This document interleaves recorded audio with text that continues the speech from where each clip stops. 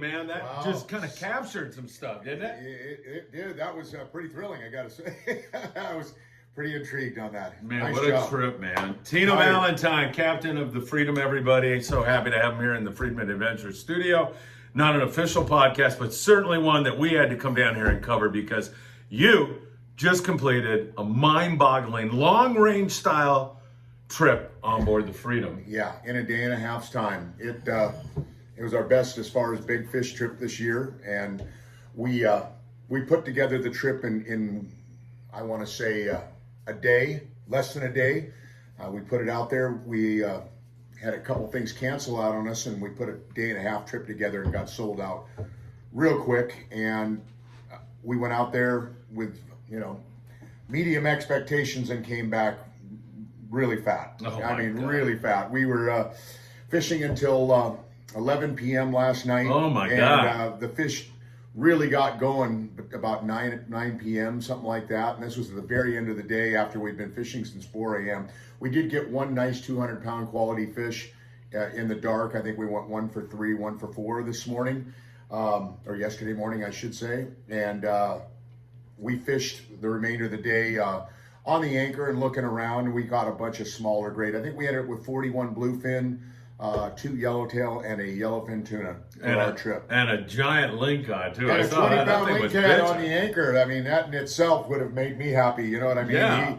He was a happy man just with that fish alone. I know, and it's funny that I mentioned that with all these giant bluefin, but I saw that thing and it stuck out like a sore thumb. Yeah, And it was a bitchin' fish. Yeah. So take us, and we're going to get into what anglers need when they come on board the Freedom to be successful. But before that, the timeline. What was the fishing better at night? Was it better in the daytime?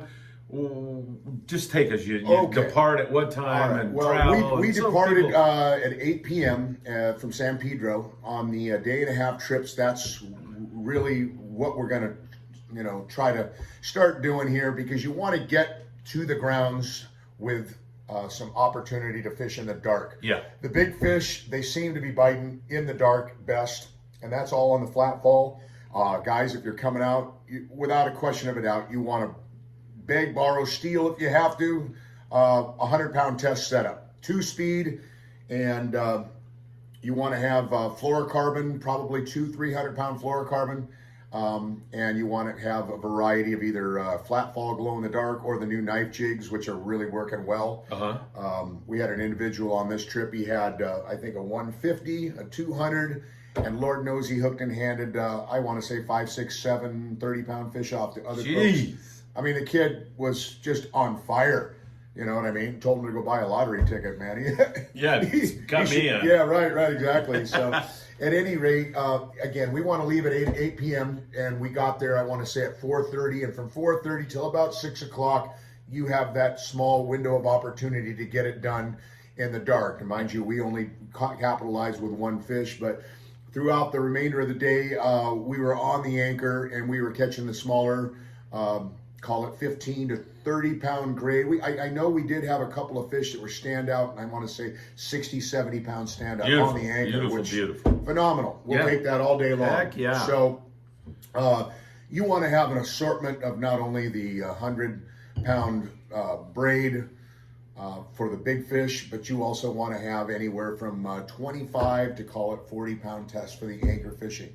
And fluorocarbon. Fluoro is important. Mandatory. Okay. Without a question of a doubt. Austin fluoro. That's what I recommend. Oh, we're plugging for the guy, right? Yeah. Exactly. Anyways, I was going to grab one off the wall, but there's none anymore. He's selling so much that he's having trouble keeping up. But Roger. Greg will take care of it. Right on. Anyways, in the daytime, that's what we did on the anchor, and that was 99% all fly line fish. Oh, it was? Yeah, we did have one fish on a little mega bait, a tuna fish. Let me stop you and just ask one quick question. Sure. Best way to hook the bait? Is it a butt hook? Is it a collar hook? It's a butt hook, and again, there's something that I can promise you with doing this for as long as I have, we can't teach experience. Right.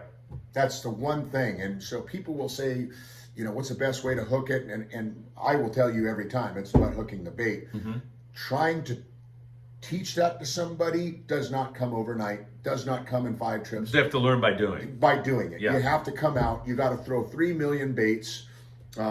the pretty much the basic prowess as far as the understanding of why that works better, I can pretty much explain it to you. If you nose hook a bait and you throw that out there, and that bait sees a bunch of predators out there and says, I don't want to be out here, where's he going to come? Right back underneath the boat.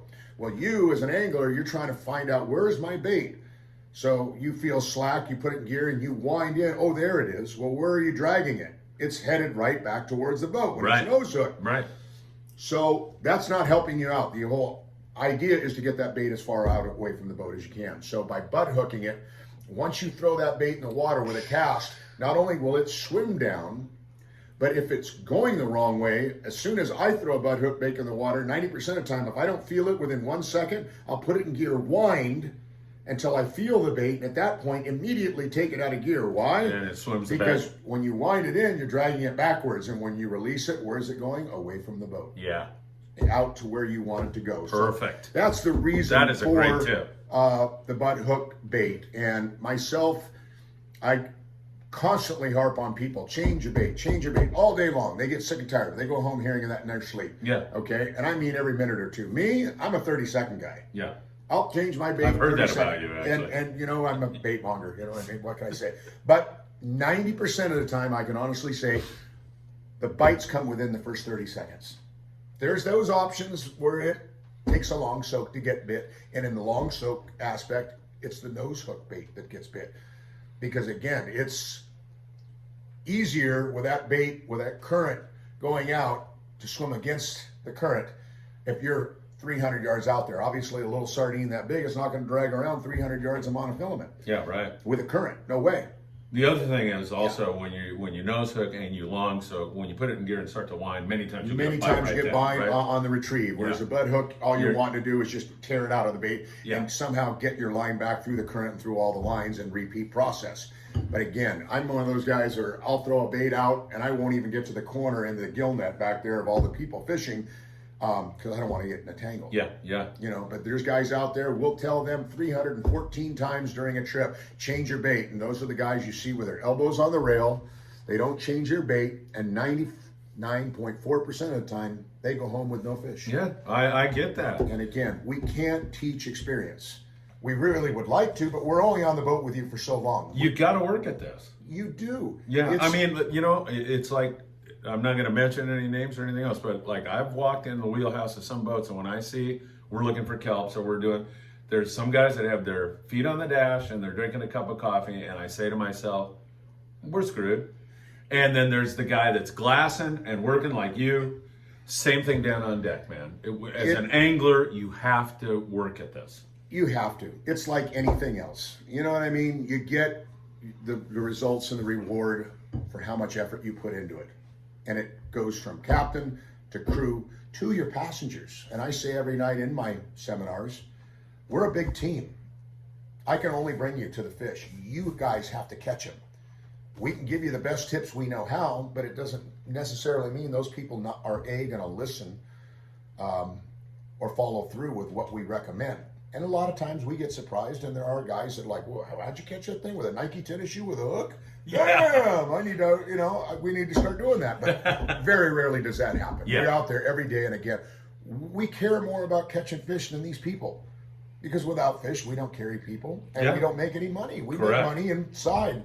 So again, we want to make sure everybody goes home with not only a memorable experience, but with fish. That's why we do this. And what a memorable experience the Wow. people went home with today. I talked to so many of them on the docks. It was, you could feel the electricity in the air when you were weighing fish and unloading fish. It was remarkable. Yeah, it was, again, a trip I won't forget personally, not only because of the size of the fish that we were able to get to, but I had one of the most humbling things that's ever happened to me. Yeah. What happened? You did the sheep's head call? No sheep's head? No sheephead. Well, we caught a ton of sheephead, but there was no call. Thank God, man. But You're gonna have to. You must have a good bluefin thing you can do here today. But go ahead. No. You were humbled. I was humbled, very much so. And again, I've gaffed. Let's say just a lot. I can't give you numbers, but I've gaffed a lot of fish in my time. Thousands for of sure. fish, And I'm including giant black sea bass, where we've had to deflate them and let them go 300-400 pounds. Literally gigantic fish. I have never, ever, ever been drugged down the rail by a fish in my life. And tonight, or last night, I experienced the Czechoslovakian sleigh ride, if you will. Oh my God! Really? Passenger Was it brought super in, hot? I mean, obviously it was super hot. super hot. The thing was the color of a green anchovy that, God! out of the tank, the hottest anchovy you've ever seen. It was green. Did you know, looking at it, that when you stuck it, it was going to be a mess? Or no, not? Okay. No. The fish was on the surface. I had a deckhand on one side. I was on another side. I took a shot. The other deckhand took a shot. I connected. The other deckhand missed. Okay. So it's all you. And it was all me at that point. How big a fish? 150, maybe bigger. But if I could probably relate this, it would have been equivalent to hooking and or free gaffing a swordfish, a porpoise, or something off the top of the water, because I literally held on for dear life to that gaff and slid at least 6 to 8 feet down the rail. My God, burst, Tino. and I couldn't hold on. I mean, it ripped the gaff through my hands. I got bamboo burns, if there's ever such a thing. And I lost the gaff for temporarily. It came floating back up. We grabbed it, but we unfortunately lost that fish. Oh, God. It went through the propellers and just got lit up like a Christmas tree. And, I learned. I truly learned I will never, ever do that again without all the passengers. But we had multiple fish going. We had part of our crew on other fish, and the two of us thought we could handle that. I will never underestimate another tuna ever again in my life after what that happened to me. That was mind-boggling. The amount of the strength that fish had. Sheer power. Sheer power. I am not a weak old man. I still can pull pretty hard, and I'm 235 pound. It ragdolled me. Damn. So again, humbling, but memorable. I can tell that story for a long time to come. Well, now we got it memorialized here in this mini podcast. Yeah. That is incredible. And there's another thing here that I find refreshing about you. You said you're a veteran captain. You've seen it all. You've done it all. You're an accomplished guy, and you still say, I can learn something. I have no problem learning. I love learning. You know what I mean? My mom told me, and she still tells me to this day, the day you stop learning is usually the day you're dead. That's right. You know what I mean? So as long as we have the capability of learning, keep getting smarter. Yeah, absolutely. I mean? It's the stuff that I forget. Yeah, you know what too. I mean? That I wish I had the ability, like all of us when you get old, to retain, but I can only remember jokes, and that's it. And you're good at that. Yeah. On a human level, I do want to point out, because I don't know if people realize how hard the crew works. I've heard you say numerous times this morning, man, I feel sorry for the kids. They've been up they got literally no sleep on this trip. They got 1 hour, if that, of sleep. And cutting fish. They're down there scrubbing still, right? Yeah, we're still down there working on the boat right now. So, youth, it's a wonderful thing. It is. You know, I wish we had some of it. I wish we did. You know what I mean? I need to find that fountain of youth. But again, with these day-and-a-half schedules, fishing until 11 o'clock like we did last night, and the guys, young men, they clean fish from 11 o'clock till, I think it was like 4 in the morning. Jeez. And we had to wake them up at 5 o'clock to get. Hey, you've been sleeping an hour. Get up, you lazy bums. Yeah, well, unfortunately, that's part of the territory. Yeah, it is. And again, we don't do this to get rich. Lord knows we do not get rich. We do this because we love what we do. Absolutely. And you can't, in any occupation, I hope to God that anybody in the world isn't forced to do something that they don't want to do. That's the one thing, the beautiful thing about living in America. We have the freedom to do what we want to do. Other countries, you don't have that. You're born into jobs and positions. Yep. That's. I've traveled and lived around the world, lived in Costa Rica, lived in Mexico, lived in China. So you're 100% right. It's the beauty of traveling, because you get to see how fortunate we are here. Oh, yeah. You really do. Yeah. We're living in a weird world and everything like that, but for the most part, we still have to count our blessings 100%. every day. 100%. And I myself, I just can't be any more blessed with what I do for a living and see the smiles on people's faces. It just never gets old. I can't be any more blessed than to call you a friend, and I mean that sincerely. I do. God bless. Hey, before we run off, let's. You sounded like you really like the knife jig. I mean, are you really high? Bring knife jigs or bring it all? Bring it on, whatever. Yeah. You know what I mean? Again, like anything else, when you see a bass fisherman out on a bass boat, he doesn't bring one or two lures. That guy's got an assortment. Chugging bugs, you name it. He's got it all. Yeah. Fish are weird, and depending on whatever the bait source that they're eating, we happen to see while we were drifting regular market squid swimming through the water. Now, I don't think a knife jig looks anything like squid stripes and candy cane. It looks like more like a candy cane, something you'd hang on your Christmas tree. Right. I planned on doing that actually. It's not a bad thing. It might tilt to one side, but they're pretty heavy. Some of these jigs that are a foot long and different colors, these things are really working. And I don't really have any particular manufacturer's names. No, that's all right. But Mike's got them, I think. Mike's got them Yeah. for sale in the office here, and you can see them online. You know what I mean? They're getting more abundant and available, and they're getting more successful. I have to say, a lot more boats are using them and having a lot of success for them. So again, it's one of those things you want to put in your arsenal. Right, absolutely. Hook sizes when you're fishing bait. What variety do you want to bring to fish a standard bait? I myself personally am a J hook kind of guy. Uh-huh. I've said for years to people, if I was to teach you anything, when you're fishing an island or you're on the anchor, you want to fish a J hook, because for the most part, when you get bit, you want to set the hook, and you can take a circle hook and I can take it on your shirt, and it's not going to hook you. Yeah, right. And a lot of times I see guys with circle hooks and they set the hook and it pulls it out of their mouth. Yeah, I know. When you have a tuna grab your bait in 1,000 feet of water and it's swimming 100 miles an hour with your bait and you put it in gear, it's hooking itself. So, when you're fishing tanner bank, you could use either or, personal preference. I like the J hook myself, but with tuna fish, the circle hook seems to do a really good job getting that fish in the corner of the mouth where we like it. We're also finding that these bigger fish with the knife jigs or flat falls, they're inhaling these baits. And I mean, it's probably a foot or two away from their teeth. Really? Yeah. Yeah. I mean, the jigs are in their throat. So yeah. That's why you want that heavy duty. Gotta leader, have 200 it, right? to 300 pound leader, because these things they do have big teeth. They have teeth. And they will, after a 40-minute, 30-minute fight, some of these fish, they just don't give up. They will eat through your line. Even heavy duty 200 pound thing, it's like a sawzall eventually. And that's one thing, again, with this grade of fish, you cannot let them sit there and soak and soak and soak.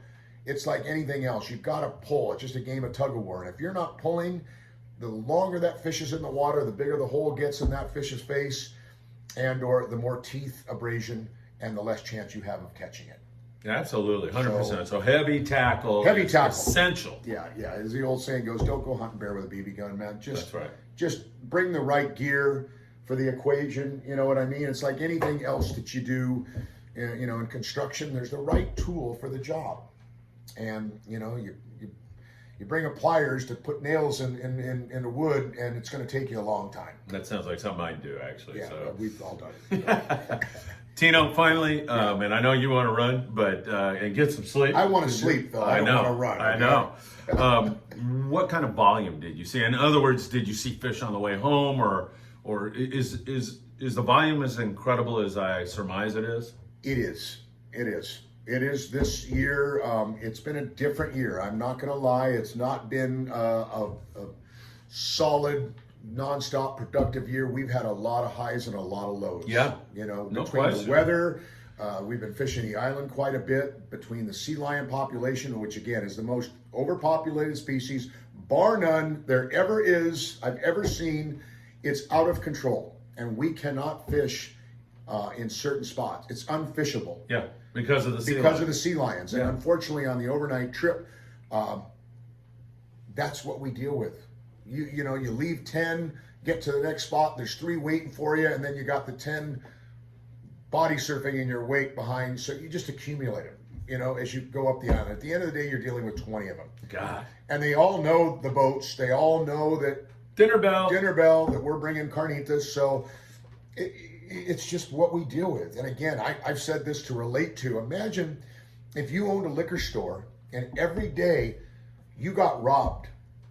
And there was nothing you could do. So much so that if you went to call the police, I got robbed, they said, sorry, we protect the robbers. That's how we deal with this legitimately. We get dealt with every day. The fish. Sounds like you live in San Francisco. You know, I could tell some bad jokes, but I'm going to leave that one alone. Yeah, I know. We both should stay away from that. Yes. So at any rate, the overnight trips are island-based, and we're still doing our damnedest to put yellowtail on the boat. It's just getting darn near impossible on a lot of trips because of these sea lions. And obviously you've got Mother Nature and current and weather and all the other factors, you know, and sometimes you get out there and you can't produce for these people, and, you know, you feel bad, but these people got to understand we care more about catching it than they do. And when you get shut down nowadays, there's a lot of guys that will, you know, either do a little smack talk or get on the internet and say, oh, I had a bad experience on this boat. We've all seen it. You know, there's not a captain I know that goes out there and just really doesn't care. Right, exactly. You know, we all care. That's how we, you know, make a living. Yeah. And that's why, for the most part, I want to say our boat's successful because we care so much and we try every day, and we're sold out as a result of it. And we want you to come back. We want you to tell a friend. I've been on the boat, and that's 100% true. Well, you know what? If we can keep you coming out and keep you happy and send you home with fish and sore arms and a smile, then we've done our job. All right, before you go, one more plug for your bit. You've got a business on also, don't you? Yes, I do. Squidcrouters.com. Squid Crouters. Yes. And I make squid crouters for the private boaters and the sport boats. I've made quite a bit of sport boat crouters for them. But because of the international backlog of shipping and everything. Yeah, it's brutal. I live in Huntington Beach. There is ships from LA Harbor past Huntington Beach now all the way to Newport. There is an overflow of ships out at Catalina Island. They're out drifting in the middle of our channel, and they more and more and more. We're dodging them in between on the way home. God. They're staging just to wait to get a parking spot in a 7-mile swatch of sand. Unbelievable. And that's just the parking lot waiting to get into the harbor. Yeah. There is a major snafu. I couldn't give you all the actual statistics on why, you know, but my business and millions of businesses around the world are all affected by this shortage and or holdup. And I've been waiting since March. Okay. It is now September. Well, hopefully And that'll get resolved. I never had to wait more than a week or two before this whole thing started between COVID and this shipping backlog. But at any rate, we're supposed to get this netting here soon, and we're backlogged. I mean, I got dozens of orders, and that's something I do over the wintertime. They help, you know, take care of a bill or two, and for the most part, I'm definitely looking forward to getting that product out, and I will let everybody know, do a little blurb there on social media when we get that netting in, and if anybody's interested, you can look at squidcrouters.com. They've got a full line of stuff there. I'm even going to add a new product or two, transfer scoops, and maybe a couple of bait scoops or something or other, just to add some product line. But I got my hands full as it is between fishing and doing that on the side, and I still got to get down there and catch a corvina. Yeah, me and you together. Yeah, yes, we do. So hey, in your career, best trip you've ever seen? Top 10, top 20? Top 10. Mind you, I've done I know. long range fishing, and I've but I'm talking about day and a half out of San Pedro. Out of San Pedro, my best trip and or my most memorable trip, hands down. We've caught we caught a few years back 60, 80 pound fish on the bank, and when they were biting that squid really well, and we filled the whole back of the boat. I think there was 30 big fish, you know what I mean? Somewhere like that, 30, 40, but not of this size. Yeah. You know what I mean? There's, you know, we had a couple 200-pound fish, I think 3 fish between 1 and 150, I would say fairly on this trip, 5 fish, big ones. And I can't say that I ever remember getting that great a fish. The funny part is, and this is so hard to relate for me, I mean, it took a lot of us to lift, you were there, to lift these 200-pound fish out of the fish hold, on the deck, from the deck, into a cart, and then to get them weighed. And again, we didn't have a tape measure on the boat. Right. Okay? And I mentioned this on my report. I'll mention it again because it's worthy of talking about. When we went after Osama bin Laden. The Navy SEAL team couldn't identify him 100% because we didn't have a tape measure. And when the President Obama called the head general and said, "Are you sure it's him?" They said, "Well, we don't have a tape measure." He said, "We spent $25 million on to do this, and you don't have a $10 tape measure." So they had to take that body to another location to get a tape measure to verify it was him. CIA agent said, "Yeah, that was him." And that's what I felt like today. Yeah, I bet, right? We didn't have a tape measure, so we couldn't figure out the formula on the boat. We were forced to bring these back to the boat. Obviously, these guys deserve to know what their fish weighed. And again, they were right about 200 pounds.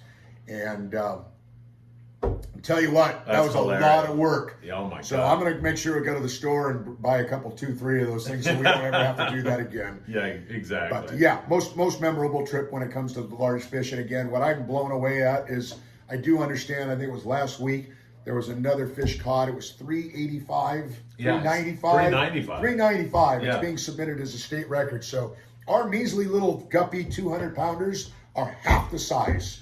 Unbelievable. Of what was landed here. And I personally, I don't ever want to you don't want to see one of those. I don't want to have to be part of the gaff crew after the experience I had of a 395 pounder. So at any rate, kudos to the guys that caught that, and to anybody and everybody that works in this industry that deals with this great a fish on a daily basis. These guys just don't get enough credit. I agree, 100%. You know what I mean? Again, hats off to you from an old man. You know, you deal with this stuff and deal with this, the San Diego boys.